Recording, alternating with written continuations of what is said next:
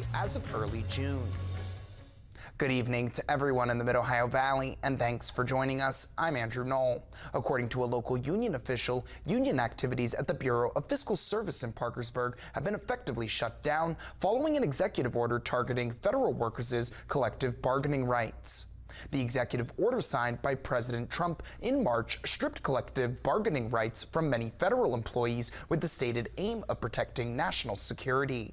The order was stopped by an injunction by one judge in April, but that injunction was overturned by an appeals court panel the following month.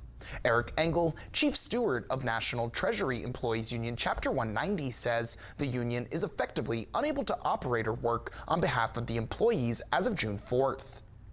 Our union offices in both Bureau buildings have been locked. We've been locked out. They've been shut down effective June 4th. They are not collecting dues via payroll. We are not permitted to conduct union business on paid time and be paid for union work.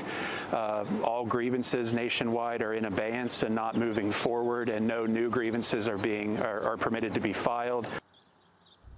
Engel says having union business halted makes it more difficult to continue ongoing litigation regarding federal employees fired and rehired earlier this year.